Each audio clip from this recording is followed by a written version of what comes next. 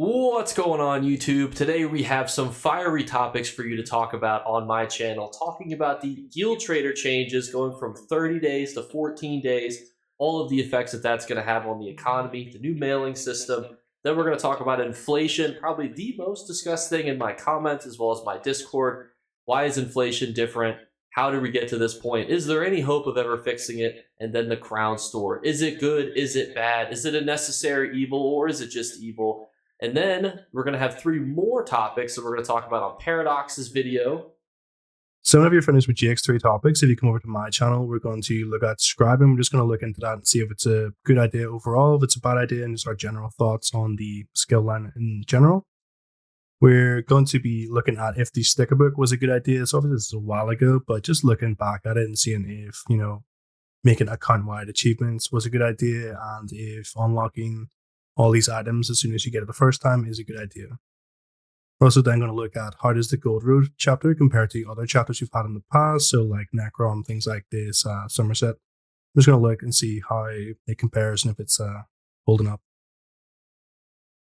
And so that'll be on his version of the video. And my version, we're going to jump right into the Guild Trader changes, which was a highly requested video that you guys had of me to break down whether or not I thought it was going to stimulate the economy, deflate the economy. And I wanted to save it for here because there's a lot to unpack here. There's some good parts, there's some bad parts. I think from the good aspect, I do like that things are not going to be sitting on Guild Traders as long. I think that's going to encourage people to either lower prices or be a bit more intelligent with listing items for decent prices. So many people will just list stuff up without ever looking at it or paying any mind to it. And it can really then start to have a reverberating effect on other things that are listed because people are going to use that as some sort of reference point.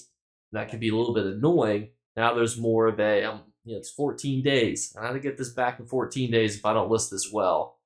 But then the mailing change, from my perspective, was a bit weird. I didn't feel like they needed to do both of those things. I thought, you're already making the Guild Trader listing shorter. Do you have to also do the mailing at the same time? I understand it adds a lot of bandwidth back, but there's really no positive spin to the economy by mailing taking less time, unless you want to say, oh, it makes people log in to get their mail out. But what do you think? Yeah, so personally I dislike it entirely. No, I think it could have been, like you were saying, a good idea and a good actual thing for the economy in general, in the fact that they lowered it from 30 days to 14 days, because look, they want ways for people to log in. If you're going to lower my trading time sign, I'm going to log in a bit more, okay? And if you're lowering how long something's going to be in the guild store, it's going to cost me essentially twice as much now to list it for the same period of time. So I'm going to list it a bit more favorably. So people are going to get a little bit better deals. And it's also going to get rid of some clutter. So I feel like there's just a lot of random potions, things like this on the store. And if you go to like the last couple of days on any guild store, it's just absolute trash. No one ever wants anyway. So I feel like it would have been a good change if whenever you got an item back to your mail, it didn't literally erase from the game. So I already didn't like the fact that that happened after 30 days, because people, have like issues. I don't know, something can happen, something can come up where you're not expecting to leave the game for 30 days. And, you lose your mail, you lose a couple of million coins. Obviously, a lot of people will probably be like insensitive to it and be like, oh, there's no reason, just log in, yada, yada. But there are 100% circumstances where like you just can't log in or something happens and it's out of your control. And then you've lost, a couple of million coins and you don't want to come back to the game. So I think if the deletion wasn't an aspect, it would have been a really good change. But the fact that they're keeping that deletion thing, even though it was 30 days, even though now they're making it 14 days, it's now way worse and it's going to affect more people, I think, because it's much more likely you can't log in for 2 weeks than it is that you can log in for 30 days. So I think a lot more people are going to be affected by this new change. I think, too, there's going to be a lot more room to profit. Like, people who play actively and are looking for gaps in the market, there's going to be more benefit to them because there's going to be just less listings. Because anytime anything goes over 14 days, it's delisted. And I doubt everybody's going to be in the feng shui of listing things back up immediately. So there's probably going to be more market gaps. More sets are not going to be listed just because of the simple fact that people are going to be probably more focused on mainstream items. Listing those up, things that they know are going to sell for a lot because they don't want to see it get kicked back to them. But I think it's going to also lead to a market where a lot of things is not being listed. And a good kind of example of this is when we were flipping items on stream, We were buying all sorts of random sets from Blackwood, the Deadlands. We found some Somerset sets, Vardenfell sets, Rothgar sets. We sold spinner sets, which is your base game stuff. We were able to flip all of those items. And I think a lot of people don't realize that those items will still sell, even if it's not for some crazy value. If you're buying them for a couple hundred gold and you're selling them for 10 to 20,000, I mean, that's a really good markup to make. And I think it's going to just benefit those people who really keep an eye to the market even more because they'll have more opportunity to find gaps and see what's missing. Yeah, it can be good in that aspect, of course. I think what it can also do. Okay, so obviously, what I brought up was the items may disappear, and you're bringing up they may not be listed again for a while. Ultimately, that can be a good thing if you're not that person, right? So if someone else loses an item, or someone else decides they're not going to list an item anymore because they've already listed it once or twice for the 14-day period and hasn't sold, gives you a lot more chance to make a higher profit on yours. Say you're doing monster masks, right? So obviously everyone knows the Baron mask came out there not too long ago. It used to be worth whenever X amount of millions. It was then like 1 million per piece at that stage. So for example, if a lot of other people's Baron masks either don't sell, so they stop listing it, or say it goes back to their meal and they lose it entirely because of the 14-day period, you're technically making more money. It's easier for yours to sell and you'll make a bigger profit. It just could be annoying if you're that guy who decides to stop listing it, or if you're that guy that loses it in the mail. I think it kind of raises the bar to entry to trading, which has already been such a hot button topic because people already think that trading is such like a difficult thing to get into as is. The guild trader system in ESO is so different even compared to other MMOs. So we're already another bar to entry. Now you've got 14 days, to get your items back, list them up for. But I think it will benefit people who really do enjoy trading in the long run. And I think what it's going to do is shift people's focus to less risky items, at least to start, which I think is not the way to do it. I would say just continue to list things up as normally, because if people were purchasing it on a 30-day timer, they're still going to purchase it on a 14-day timer, potentially even for more, because less people are going to be interested in doing so. But I'm curious to see long term how it affects things, because after an event ends, usually like the motifs or the style pages or whatever was involved in that, depending on if it was the Jubilee event, the Halloween event, those listings generally, once they're off, the item will go back up in value because everybody has stopped listing that style page, set, motif, whatever, and then it will go back up in value. I'm curious if things will go back up in value faster because they're going to get kicked off the market sooner. So I'm curious to see how that's going to kind of affect things like pre and post events, how that's going to kind of shake things up and how people become more mindful of what they're listing. Yeah, it'll definitely be like interesting to see. I think it definitely will affect it. I think in a very minor way. I feel like the effects of this are going to be ultimately quite small. Either way. I think if people do price more favorably, it's going to be like by not a large margin. I mean, realistically, 14 days is where you'd expect your item to sell anyway, right? Like, I think it's rare for people to be thinking their item's going to sell in like 20 days. I would always price my item for it to be competitive at the time anyway, at the moment. So I think slight changes, but not massive. Oh But no, yeah, definitely. but I think it's I also a good goal agree. sync. Yeah. I think it's harder too because you've got a lot of people in guild traders that don't see as much traffic. So I'm curious how it's going to Mhm. affect like ones, like in the DLC areas, but they're like in the DLC areas, like right next to a way shrine. So it's not like they're Mm. terrible guild traders, but they're certainly not going to see a ton of foot traffic. They're not Mournhold, they're not Elden Root, they're not even, the starter zones. They're not Davin's Watch, they're not, Glenumbra. How are those ones going to be affected by less foot traffic? Because I think the thieves' refuges, they always get foot traffic because some people are going in there looking for Baron masks that are listed for like 100,000 gold, and they're just going to immediately snipe those. So they get a good chunk of foot traffic because people will go refuge to refuge looking for deals. How many people do that sort of middle shopping?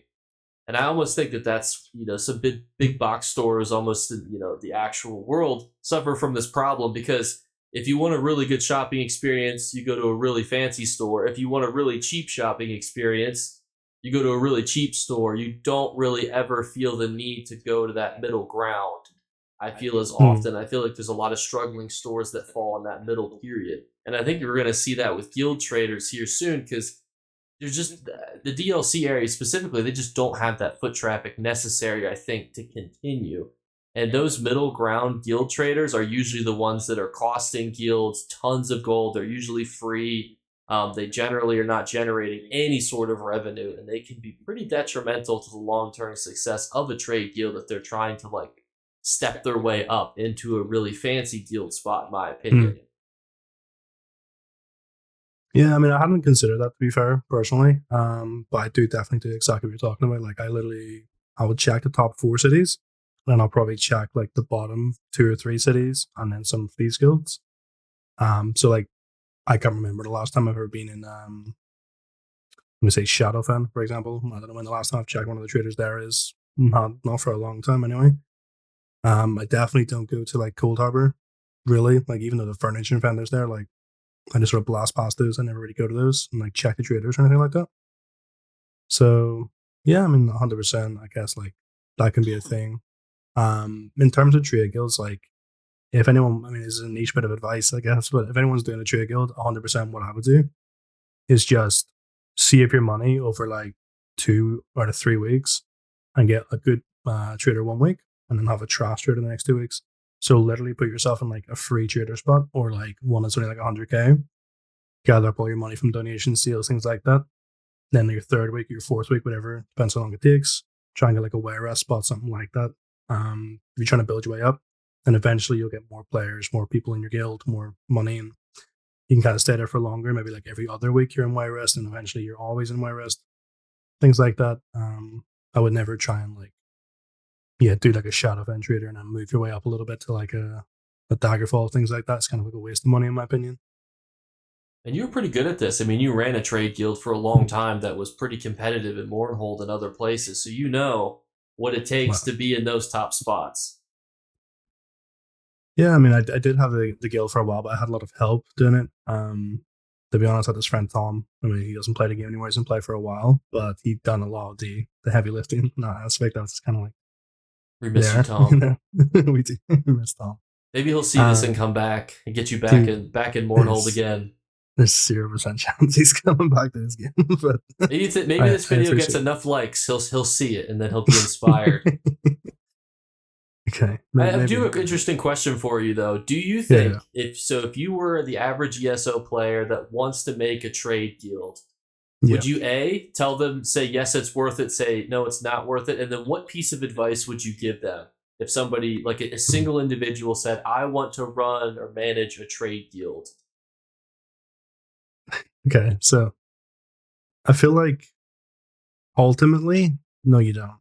Okay, which is pretty much a harsh thing to say, right? But look, every trio guild is not profitable in any way. I feel like maybe from the outside looking in, you're like, oh, they run the best trio guild, they must be rich, and they likely are rich because it takes so much money to actually fund one of these. But a trading guild is a straight loss, right? Like, at least on Xbox where I play, not a single one of these trade guilds lifts money to where like the top ranking members get to split or they make anything from it. It's just straight like 10 million coin loss per week to keep the spot. So other than you being able to say to people, I have the top trade guild, it is literally pointless. And it stresses you out because obviously the way the bidding system works, you don't know how much someone else has bid on the spot. So you could be bidding 10 million, and for all you know, everyone else is bidding 4 million and you're overpaying. And it could be the 1 week you decide to check that you lose your trader spot and lose a lot of people out of your guild and your sales drop. And then you're kind of struggling the next week to get your spot back because you're not got as much sales. The way around that really is to do a bit of like scummy behavior where like all the trader guilds come together. But like that never works. And I wouldn't recommend doing that anyway because it's, I don't know if it's against terms of service, but it doesn't feel good that everyone They just do try manipulate that the every so price. often, and they will betray each other very quickly. People, I don't, people talk Yeah. about PvP being, like Imperial City, Cyrodiil, Battlegrounds. That is all PvP, obviously. There's a lot of PvP exists, a lot of shit talking that exists when it comes to bidding on people's spots, and people don't see it as Yeah. much because it usually only the shit talking only occurs like in Discord or band and whatnot. And Yeah. I see it all the time, and it is competitive. There are people who will massively overpay to take all of the spots. People will spy on Yeah. other people to figure out how much they're paying, that way they can kick them out of all of their bid spots. I mean, there's a lot of like Mhm. espionage and thing that goes on when it comes to like high end guild trades. I mean, it's a lot. That's why when we were talking about potentially adding guild PvP, it was kind of like the guild's already PvP that people just might not know it, but there's a lot of Yeah. competition for these spots because if you think about the fact that for a while gold was $40 per million, and I'm not saying you should ever exchange your gold to dollars or anything. It's just the market value. If you were Yeah. overpaying by 5 million, I mean, you could do the math. That's hundreds of dollars you're essentially losing in value each week. And people who are overbidding to kick you out of spaces and costing you extra gold to get members back and do all this other stuff. I mean, they're potentially costing you several $100s in damages. Obviously, I'm just using that as an example. Again, please don't go buy gold or do anything crazy because I don't want to get in trouble. But I mean, that is the intrinsic value that we as ESO players have created because Mhm. these scummy websites that exist offshore are selling us gold at that rate. Yeah. Look, I mean, it happens. You can't like. I feel like you can't just put your head in the sand and pretend that's not a thing, because like I know a lot of people who've bought gold, and 100% an example for the guild trader thing. There's this guy. Okay, like he's like a weird guy. All right, I'll give him that. He's a weird guy and he has a lot of spare money. I don't know why he has it. Right, but there was a point where he literally bought, I think it was on console, 10 million gold plus for 1 week to buy like every single trader spot in Creepers March, something like this. And like that wasn't even the top trade city, right? And 10 million gold on Xbox is, I don't know, you were saying like roughly $400 or something like that, right? Back in its peak, Back yeah, in the this was like day, yeah, COVID like time. Yeah, it was yeah, about I'm talking like $40 each. yeah, I'm talking like around then, maybe a bit before. Um, so this guy's paid this much money IRL for 1 week to have guilds, which are like half built, right? These guilds have like 100 people in them each, and they're like the same people. And he just wanted to flex that he owned it all, and like that's how rich he was. But like we all know he's like real world trading and stuff like that. And there's speculation, and I'm sure you'll probably get the speculation if you guys are in the scene at all. Um, but the speculation, obviously, the top guilds do a bit of real world trading, or that they are doing some trading with bots, things like this, like they're Mm-hmm. laundering the bot money. The conspiracy Um, theories. yeah, How does because like, everybody get their money? yeah, I mean, look, if you're to be able to funnel that much money into a main trading guild, it's not from donations, it's not from sales. Like, I can guarantee that there's another way money's coming in, and it's going to be from generally bots, especially the least popular guilds. We don't really know how they're affording it. Generally, they'll be like just trading with bot people and getting a lot of their materials and selling it, things like this. Um, and then also there could be some real world trading because maybe one of the people is rich. I mean, like if you have some guys on like $1 million a year and he just happens to play ESO, like he's got no problem real world trading. So ultimately, I think to the point of Jake's questions, I don't think it's worth building a trading guild. I think it's worth building a guild with your friends, or a guild for PvP purposes or PvE purposes. Just being close with people and building it slowly and then getting a trader um, that you guys can all afford together. But I don't think it's worth striving to be the number one Mournhold guild, because look, you're not going to compete in the market with what these guys already have. And I could summarize it actually pretty easily. So for those of you who need to understand the concept using a real world example, Uber Eats, DoorDash, Grubhub are all operating at a loss because they're all trying to consistently bankrupt each other. And so investors and everybody else just keeps pumping money in, offering deals, money to steal drivers and restaurants and stuff. They're all operating at a loss and eventually they'll go bankrupt. That's kind of what goes on in Mournhold. You're consistently funneling money in because you need to maintain that spot, even if you're overpaying for it, even if you don't need to pay that much, because there's competition galore to knock you off. Because a lot of people want it, and not everybody's going to get it, unfortunately, and it just causes this mass influx of money.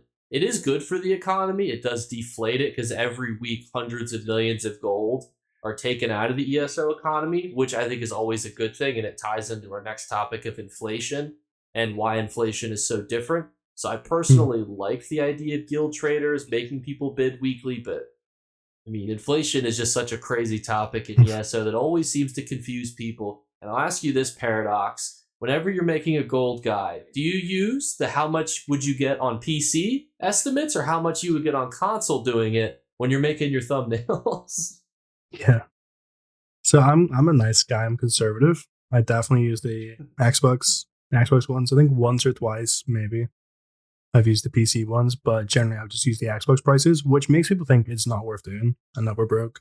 And it's really annoying And because I'm like, And isn't that a hard conversation too to have with people? Because like you yeah, want to incentivize people to watch a video, even if they would make less money than they expect. You still mhm, want people to get a reasonable idea as to like how good this method's going to be for them. And if you don't title it or thumbnail it properly, people are just going to skip right past it and look at the person that's clickbaiting everybody saying you can make 600,000 gold, by running this public dungeon, and you're like, what the yeah, hell? yeah. So personally, I guess I'd rather just not.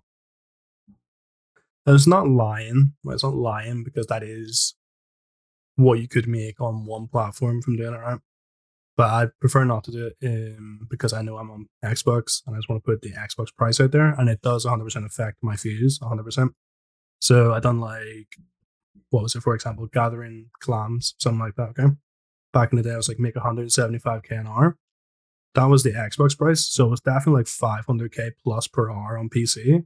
And I could have clickbaited it and got a lot more views, but I felt like, well, I'm showing you in the video me making 175K and I'm showing you the calculations. So I can't really just like lie and tell you it's 500K whenever you can see on screen it's 175K. I just feel like that would cause more confusion anyway. And then I just hope people sort of know that it's different on PC.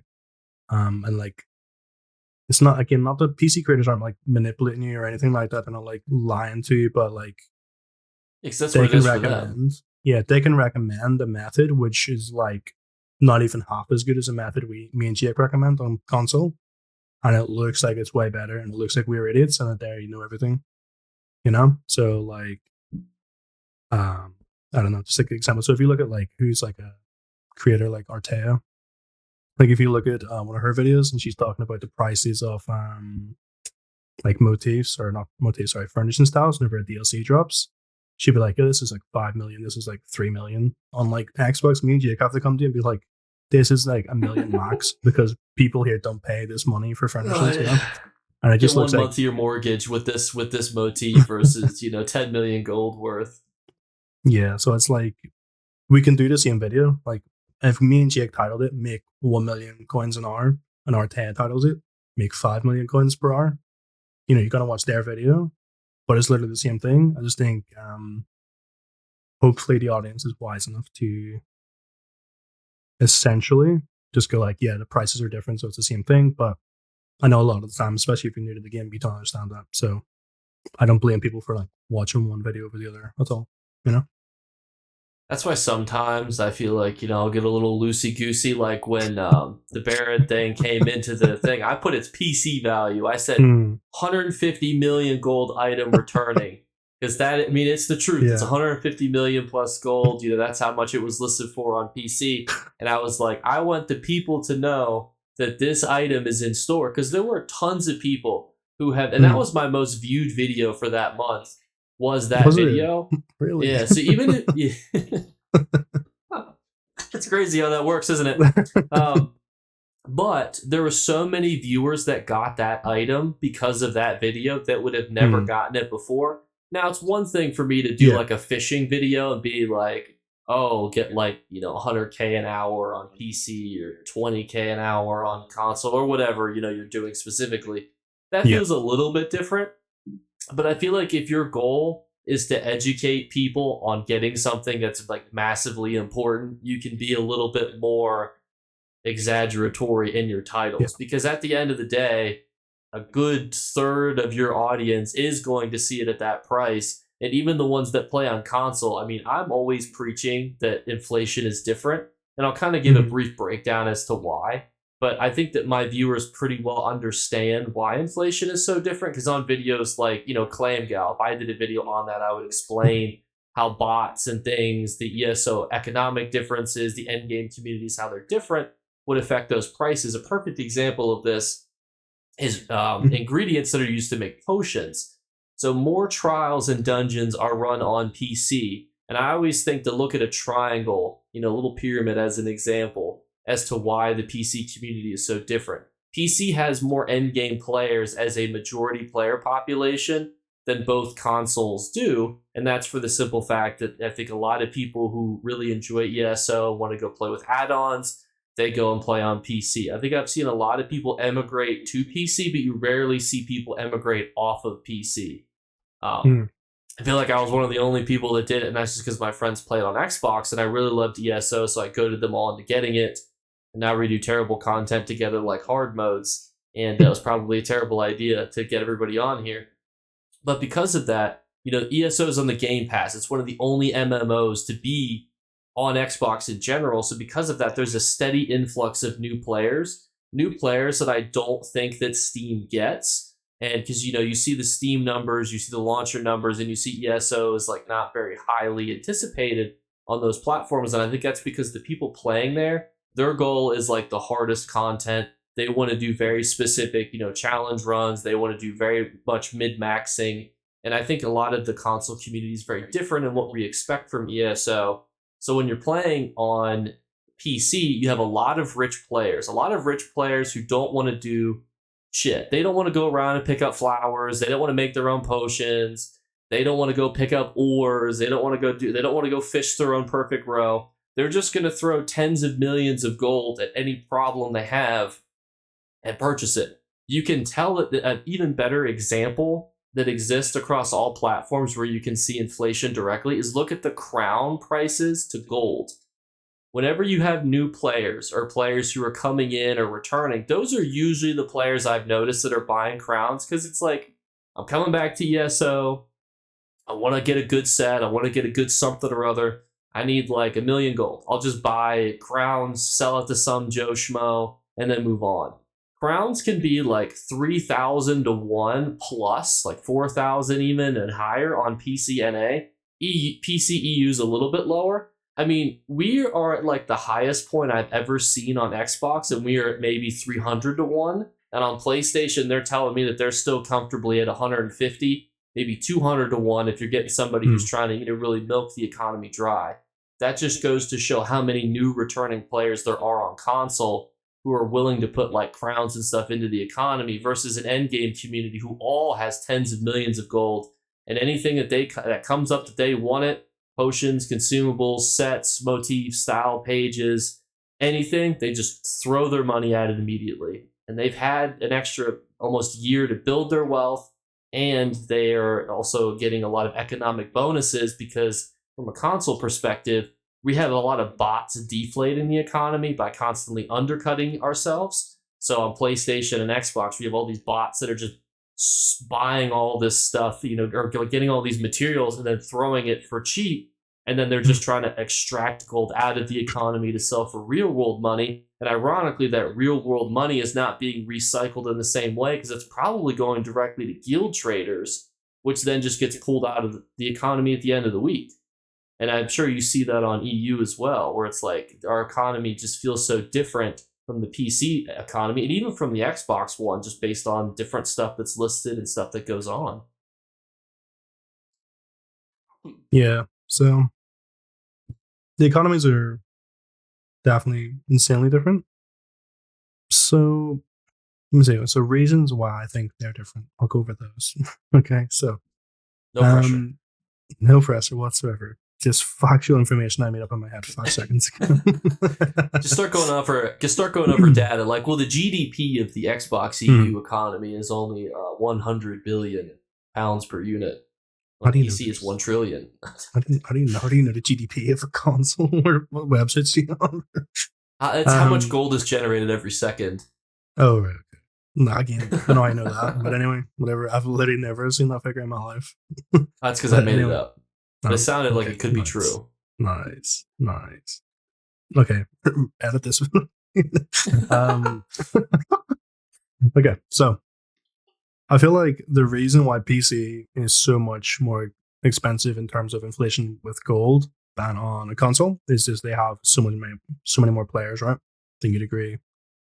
That's like the main place for people who want to play ESO is on PC, right? And I also think that because there's more players, there's more gold. So if you think to yourself how passively you get gold, right?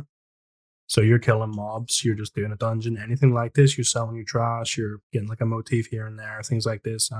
You're just selling stuff to traders, you're generating coins from nothing. You're just getting gold from nothing. You know, the more players are on a server, the more that adds up in the inflation. So obviously, ESA, for example, there's 10 times more players on PC. There's roughly going to be 10 times more gold coming into the game, right?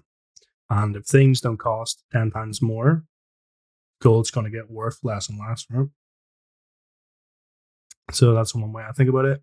I would think there would be more bots on PC personally because I think it's way easier to set up whatever like little scripts, things like that on PC. There are definitely a lot on console. Like I know there's Problem is, it definitely a just doesn't problem. seem profitable on PC. Like gold for a million gold on PC is like probably like 50 Mm, gold, like 50 cents. You know, it's like it's like old school RuneScape money where it's yeah, just not worth really yeah, it's not anything. worth it. Yeah, I feel like yeah, like I think because it is harder to bot, I guess on console, I guess it's more worthwhile doing it. Um, but yeah, I mean, I guess on PC, the bottable money makers, I guess, wouldn't really be worth it, right? So mining ore maybe isn't as worth it on PC as it is on console, things like this. And those are the kind of bottable things you would be doing. I Um, don't think it's the ore specifically. I think it's just there's not as much demand to buy gold. You know, how many PC hmm, players need, like, how many realistic PC players need more you think gold? so? If anything, they have tens of millions of gold and they don't know what to do with it. I I will mean, I disagree with would one of the things that you said, and don't kill me. don't you dare. So when I had went to Vegas, one of the questions I had asked is which is the most populated mega server, and they said it was PlayStation NA actually has more Really? active players than PC does. So not to throw a monkey wrench into your thinking, I do You've think that you're on the right killed my track though. thinking. I think the reason for these things though is because ESO has a lot of brand new players on Xbox and PlayStation, and they're not contributing to the economy in the same way. They're probably much more solo player esque. What the content they're doing is probably different. I think that it's the total amount of players of end game players is higher per capita on PC, and I think Hmm. that's the important number anyway. Like that goes to your point of like buying gold, circulating it. You know, they're constantly doing things to get a bunch of gold and money and whatnot. So I think everything you said is correct. I think that just the total amount of players is technically not correct. I think it's Hmm. probably pretty close. And the PC mega server actually has more players than the PlayStation and Xbox mega servers. So that could be too that there's more NA players on PlayStation versus EU players. It's a whole lot of speculation you could do. But I think your Yeah. point is still correct about end game players circulating the economy. Yeah. I also think I mean I can't remember, but I feel like PlayStation didn't have ESO for years, right? It was kind of recent that they got that. So the problem hasn't compounded as much maybe on that server yet. I I'm think that 100% they just got it surprised. on like I think they just got it for free too. I'm not a PlayStation person. There's Yeah. probably, you know, a third of my audience is, and they're probably screaming in the comments below something. But I know that there was I think it's like there's not a Game Pass on PlayStation, but I believe there's something very similar. And I Hmm. believe ESO was put on it, and now it's basically like essentially a free to play game. Where if you Yeah. have PlayStation Plus or PlayStation Minus or PlayStation Premium or you know, you could play ESO for free. And I think that goes a long way into making it a Yeah. viable thing because when you load up Steam, how many games are there? If you were to load up the Xbox store, how many games are there? You know, just the Yeah. difference in genres and options is so different. And more people, I think, consistently play a console versus PC, especially if you include the rest of the Yeah. world. Not to say that, you know, America, you know, is not the good example to use here. But I think when people include the rest of the world, like When I was playing other games, there was a lot of people I met from like Brazil, and a lot of people don't play PC as much as seems from there. It seems like they're really focused on like console communities. And I think that's why we see so many console players too from different areas. Yeah. So I mean, I feel like for a long time, consoles were definitely the main, like, sort of gaming thing, right? And a lot of people sort of just stuck to that. I mean, I know I felt like the latest Xbox, I've always had a console. Only kind of the last few years, really, if I care about my PC at all, you know? And they're so much more expensive, so you can 100% understand why people aren't buying a PC and they're buying like a $300, $400 Xbox, you know?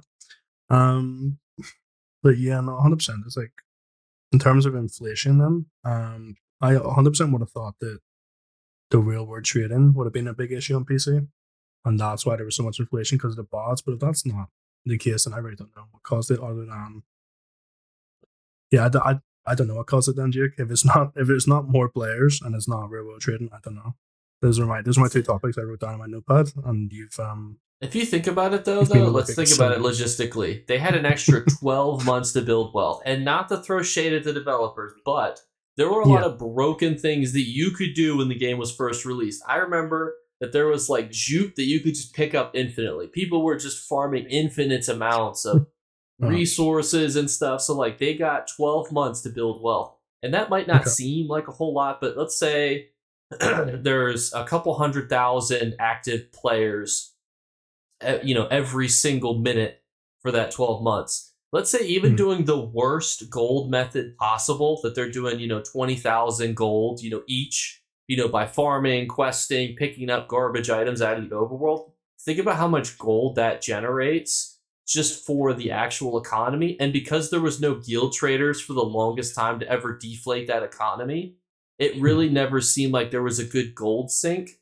to actually put your gold into. And because of that, a lot of players became like billionaires very quickly. And there were a mm, lot of people too that exploited the economy for different things. When I say exploited, I mean like they really understood it very quickly and they became very good at it. And they kind of know what niches and things are good to sell and how to kind of use the market. Back when people were, selling in the overworld, it's kind of like RuneScape before the Grand Exchange, where you had to find a player, to craft stuff for you and do all this different stuff. There were a lot of like entrepreneurs that were doing stuff like that for a long mm, period of time. And I think too, and this is a suspicion that I have, and it's not based in fact, but I think that a lot of the Mournhold traders in the PC servers are a bit more cooperative with each other. And I've only yeah. heard about it in passing, and I've not seen anything that directly corroborates that. I can only tell you on Xbox that that definitely doesn't happen. And I think that that also could help keep the economy from becoming too deflated. Because I think a lot of people on PC are interested in kind of retaining their tens of millions of gold versus spending it in ways that they Mhm, would need to. They kind of keep their gold. And plus two, I think that there's just so many players that are above CP 1000. I think you could almost split the community into two groups: above CP 1000 versus below it. And I think that if you did each mega server, PC would be the majority would be above CP 1000. And a lot of CP 1000 people, they're not going to go out and farm clam gal. They're not going to fish as often. They're not mm, interested in doing the traditional trading stuff. A lot of them are probably focused on trials, dungeons, PvP, arenas. They want to go do the fun stuff because they probably already have a few million gold. Why are they interested in farming any gold when they don't need to? They're just going to go do the fun stuff and then buy, specific things. I think it's that percentage that lets you see the economic difference. Is even if you see what sells quickly on PC versus Xbox, I find a lot of sets sell on console. And I mean, think about the people who were buying random sets. Like, I sold mm. Mad Tinkers, right? Do you think that like an end game player is buying Mad Tinkers? No. Some new player probably looked up a build guide that was probably from like 2018 that said Mad Tinkers is like a fun dueling set or something. And he thought, I'm going to go buy it. And that's why sets still sell for a decent chunk of gold. I list mine for 10 to 20,000. Even if it's a garbage set, even if I just know that people are suggesting it, like Mad Tinkers, because somebody will go and buy it because so many new players are looking at old guides and they're seeing like these sets being recommended. And I think PC is so different. The other consolation here too is I mean, you've done PvE content. How often are you buying new sets? How often are you upgrading sets for PvE? I feel like not very often. Think about how good Pillar of Nirn was. For the longest time, you could run that. So many DPS sets have stood the test of time that if you're an endgame player and you're just buying consumables, you don't need to go and buy brand new sets because even if you needed some of those new sets, let's say Kinroz gets buffed and now it's really good again, you would just farm it. You're not going to go buy Kinroz. So I think that also too plays a big factor in the economy. Yeah. So I mean, obviously, you asking about PVE. Yeah, I used to do some of that. Was all right at it, I guess. Washed up now. Haven't played PvP in a while, so Washed up. a little bit out of the loop, I guess. Everyone gets washed up at some stage. Um. So yeah, no. Essentially, you're 100% right. So you would generally pick what you do if you're going to be like an actual end game player. Like I, for example, I did change between like tank and DPS.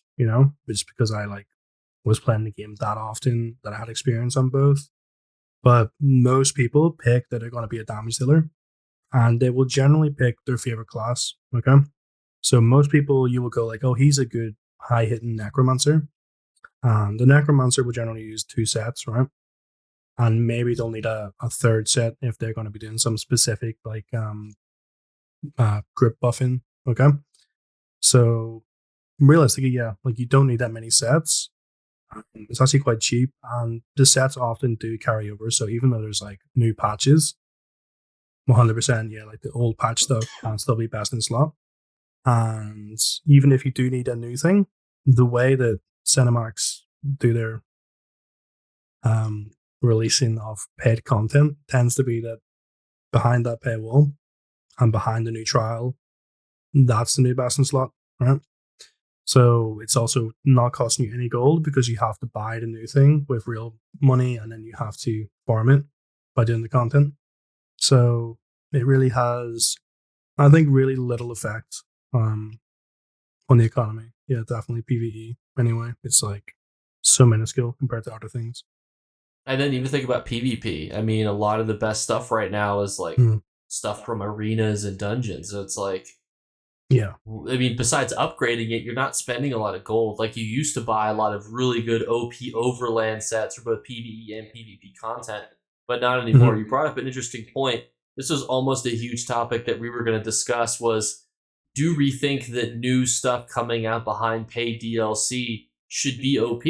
And I had, because I had vented frustration where I was like, I hate when DLC comes out and I have no interest in the sets. I have no interest in any of the items because it's not going to make any of my builds better. But then there's the Yeah. opposite side, which is, well, do you think that people should be forced, to do new content as it comes out to constantly stay up to date? And it was an interesting balance, and we'll probably have to put that on for one of the times that we talk about it because I could see that becoming a fierce talking Yeah. point because there's two very opposite sides. But what else has two very opposite sides is the Crown Store. The Crown Store is probably the most controversial thing in all of ESO. I mean, unless you include Crown Crates to be their own separate thing. And I will say my controversial opinion, and I know that this will probably get me some comments, and that is I don't think that the Crown Store is really that important, and I think you can pretty much ignore it almost in its entirety, and you would still be absolutely fine. And my basis for that is the ESO game was released without the Crown Store, and you could easily function back then without anything that was in it, and you can easily function with it, anything that's in it now. And if you truly Mm, wanted to become interested in the crown store, you can easily find people to sell you crowns for gold. And I know that as a console player, that's easier for me to say because there's tons of people that would sell crowns to me. Even evident on my streaming series, we were able to buy crowns just on the fly, like during the stream, we were able to buy a mount, we were able to buy, an outfit on a brand new character mm. because there are a decent amount of sellers. But the crown store is a pretty heated topic that people have some strong opinions about. So just hit me over the head with what you need to say.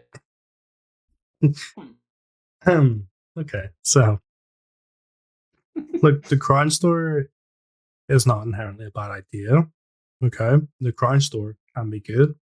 I think there is inherently a problem in the Crown Store when you're selling things that give you a direct upgrade, give you a direct advantage over someone else, save you a whole bunch of time, you know, just because you're putting in real world money. What would I your also think example be, just for people my who are example be, yeah. curious, like what you're referencing? Give them a couple of easy things then. So you can buy skill lines, right? You do it once on one character. You can now buy that on 19 more characters. That didn't used to be the way. Um, and it is now the way because they're just like, yeah, you want to skip a 5-10 hour grind? Sure, pay us money to do it. To Really, push there's no to push reason that back they on couldn't that just. though, what So would I, you? So mhm, if you've already done, like, let's say you're buying the Mages Guild, right? Do you yeah, really have an advantage on another player because you already have a character with level 10 yeah. Mages Guild on it? So do you feel like you have another advantage on another player? I think it's definitely an advantage in how quickly you can whip something up. Okay, so say for example, new class comes out, right? Arcanist, right? Say it's the strongest class day one. You buy a couple of skill lines. You're 100% getting an advantage over people who can't afford to put a couple of $100 into their account in the first couple of days. And over time, that evens out, right? Over time, all this stuff evens out. But I still think it's not necessarily fair to have in there. Same with just XP scrolls, right?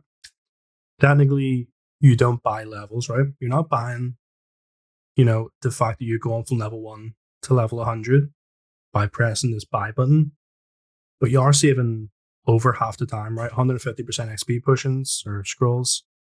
You're 100% saving that time because you invested money, which means that your time is, how do you word that correctly?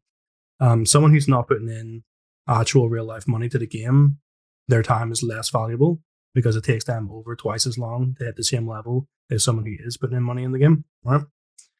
Now, that's just like one example of one aspect of the game I don't like.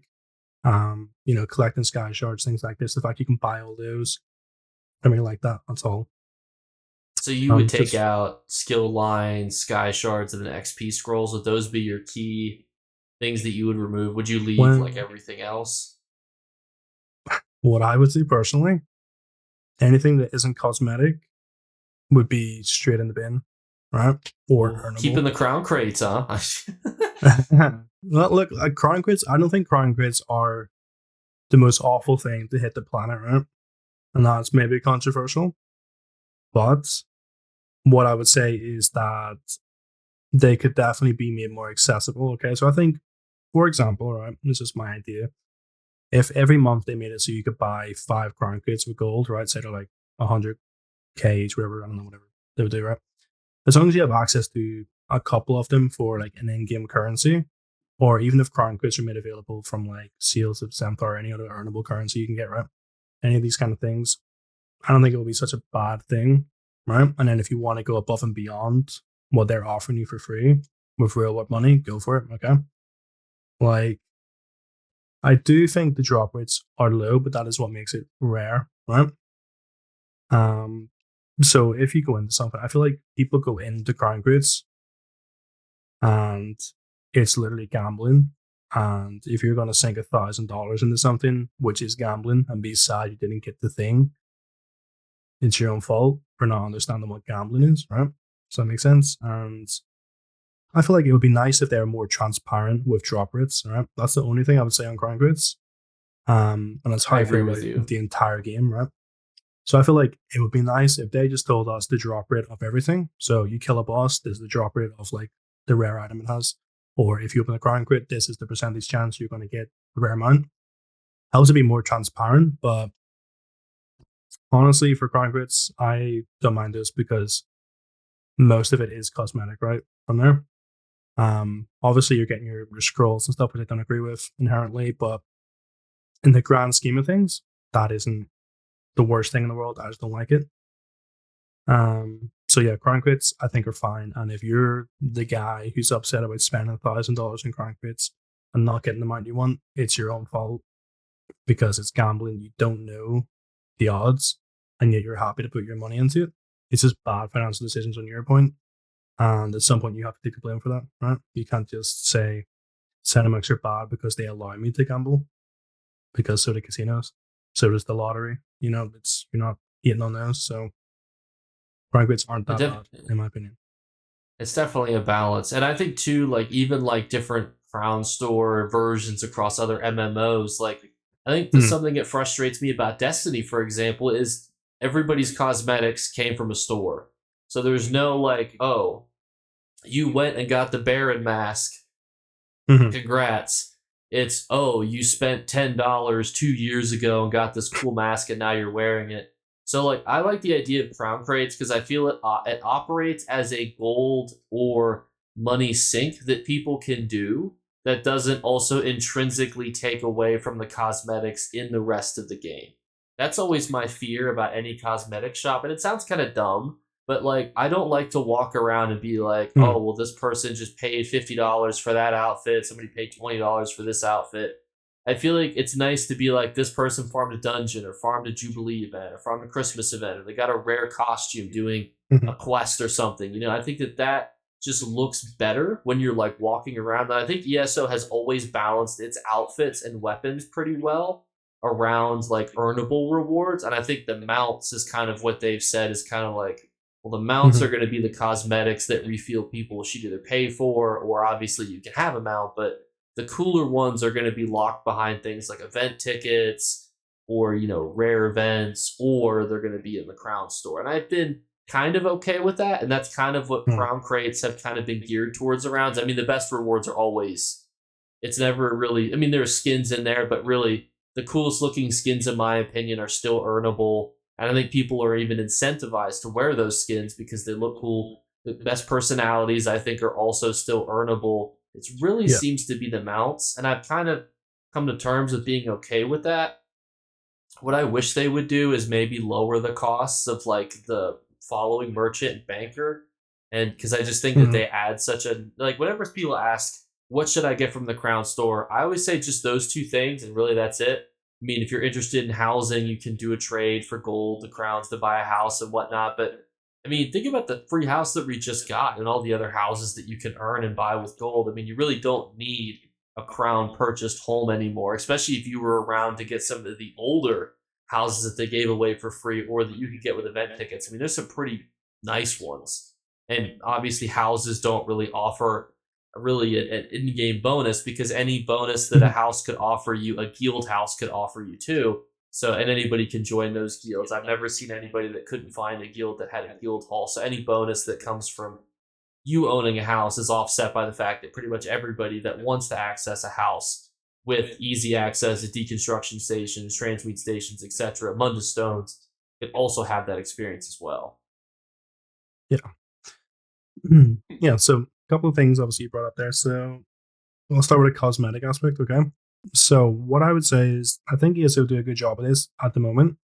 In some aspects, obviously more than others. Sometimes they miss maybe, and the current source a little too good. But I think definitely the hardest content, or like the most like grindy content, something like this. Like say you do a trifecta trial, right? That should drop you the best mount, the best looking mount visually. I think, not in my opinion. If you're doing like the hardest dungeon, it should maybe drop you the best mask. So maybe the Baron mask isn't the hardest dungeon, but it's not simple, right? On hard mode. So I like the fact that there's a really nice mask there. People think that's one of the nicest. I really enjoy that. You take something like Sunspire Singe, people really like that. It's from doing Godslayer. Pretty difficult to do for the average person, okay? Yeah, a I little, really little like out that. there. Like little, you know what I mean? But I think that mount is really nice, okay? I think that Baron helmet is really nice. And that's things I like to see, okay? And then obviously, if you can't do that content, right? Pretty awesome mounts on the store. In fact, there's actually a Sench which looks almost indistinguishable to the Godslayer mount, which I don't like that they did that. Yeah, But that caused a lot of controversy. it's available, right? So you can buy it with crowns. That's the kind of thing I want them to avoid. I want them to avoid duplicating to an extent um, content that's earnable and content that's in the guild store. So if there's a cinch made of ice and fire from a trial, maybe don't make a cinch from ice and fire that people can just buy, right? Maybe a little bit more creative, make it from stone, stone and not fire, you know. Pick two different elements. Yeah, there's a couple. There's a couple that you could change them. I feel like. So yeah, I think that's one thing. But for the most part, I feel like look, the motif system in the game pretty good. So many options. Some of them are really good. I personally don't use a polymorph, and I personally don't use a guild store mind, and I personally don't use the guild store personality. But I respect that if you're not doing these hard achievements to get a nice personality or to get a nice skin for your character or a nice mind, that there are some pretty nice options on the guild store, and I think that's good. That's the way it should be, and it's still on this line. That's good, and I've got no problem with like the cosmetics they offer. Obviously, some stuff is exclusive, which I would like to see like an option. So, for example, if you see my character, he's got glow and purple eyes, right? That's something that was exclusively in a crate that you can never get unless that specific crate comes out.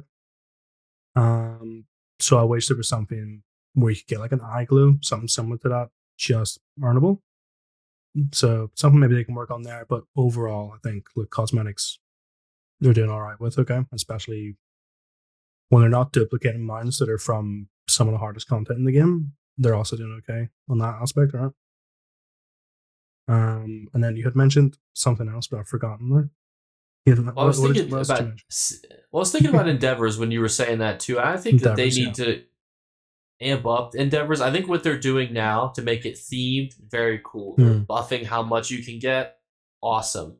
But I think that they could still do more with the system. Like they have weekly rewards. Why not monthly rewards? Why not daily, weekly, monthlies? They could add so many more weeklies too. Like I would actually rather that they decrease the amount of endeavors from your weeklies, but allow you to do multiple ones, like more multiple ones, and then overall get more endeavors. Because sometimes weekly endeavors just feel very quick, and it's kind of like, okay, well, that's done. And every so often, I'll check how many endeavors I have, and I'm like, oh, okay, cool. I'll buy this one thing that I wanted, and 2 months later, I'll buy another one thing that I wanted. I think it's in a sense it's balanced, but in another sense, it doesn't feel as rewarding as it could. It's like I'm doing one thing a week essentially, and then every few months I buy something that I want because of it. Versus me doing a couple things a week. Maybe you could even make it a little easier, and then I'm getting a little bit more because I'm playing. Essentially ZeniMax wants active players on their servers because they can sell that and say, look how many people are playing. So us being on the servers, while it does obviously use bandwidth, it shows how popular the game is, gives us more to do, and it makes it feel more rewarding. That's my biggest complaint with endeavors, is it just doesn't feel rewarding earning them. It's kind of just like, oh, neat. Yeah, so I mean, like, I don't use the endeavor system very often at all, if ever, right? To be fair, if I just get an endeavor because I did it by accident, right? I've never once set out in my life to go do the endeavors to earn the thing. As far as I'm aware, you can't buy everything in the Crown Store, right? It's only like a limited section that they give Yeah, it's you. the crate stuff. Yeah, it's the crate stuff. So, a couple ways I think they can make it better if we're going on to that topic. Definitely, I would widen it to where you can buy anything on the Crown Store with your endeavors, right? I wouldn't just limit it to whatever crate it is.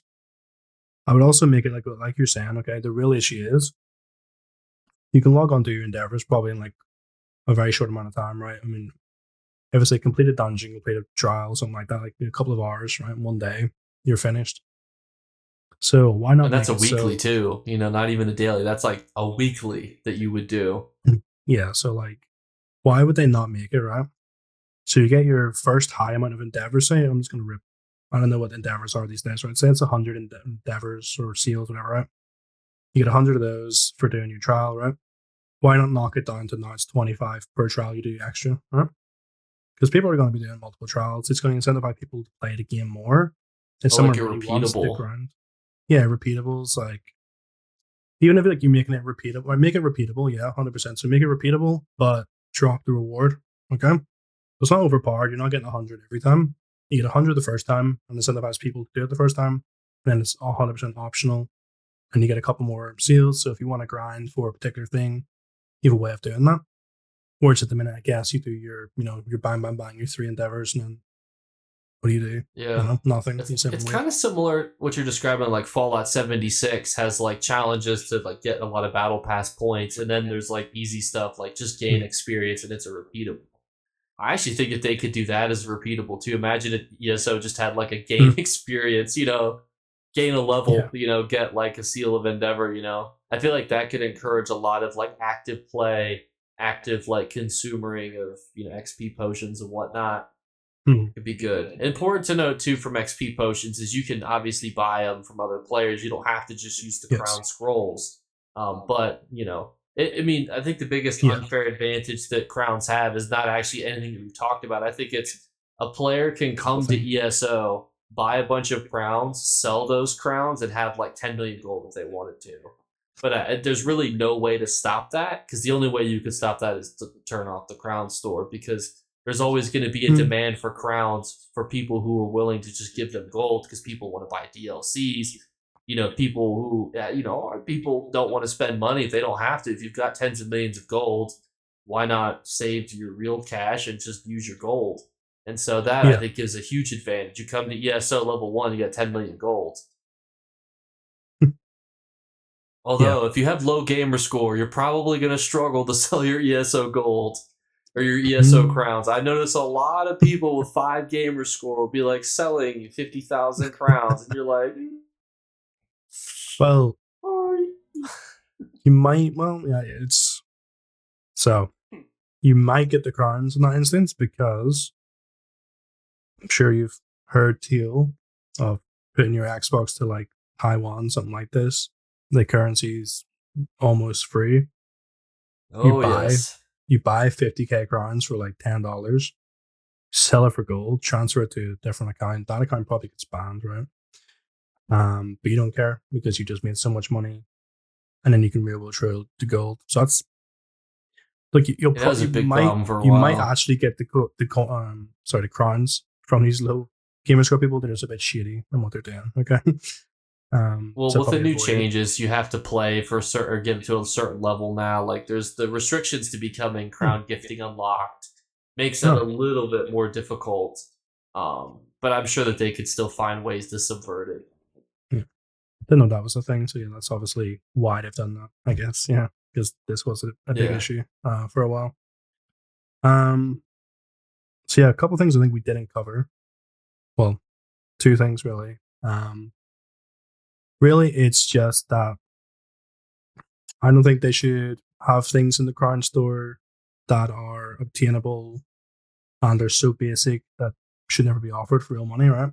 Like it's been mentioned 100 times in every single different video podcast you can ever bring up, but because we're talking about it for the first time, we have to mention it. You shouldn't have to buy soul gems, vampire bites. You shouldn't have to buy food potions on the crown store, right? That's a joke that should all be removed, in my opinion. Especially the pricing of it unreasonable, right? Like you should never be paying like how I don't know if you're on the crown store right now, but I think it's like 400 crowns for like the little thing of soul gems, right? Something like yeah. I that. mean that stuff's a complete waste of gold, waste of crowns, Yeah. whatever currency you're using. I would never even encourage you to buy soul gems unless you really need them because you can find them all over the place. And Mhm. those really do act as like a noob trap to like just, hell, I want a starter pack, oh, here I Yeah. go. Now I think they can get around that really easily without removing it. Okay. Ideally removing it is the way I think everyone wants it to be, right? But the way around this is simply make a pop-up, right? So I'm a new player. I'm gonna go click on the soul gem thing, right? Give me a pop-up to go, did you know this is a item you can buy with gold on a guild trader or an item you can earn, and sort of give like a little pop-up when I can scroll down and see, oh, that's on a guild trader, that's tradable.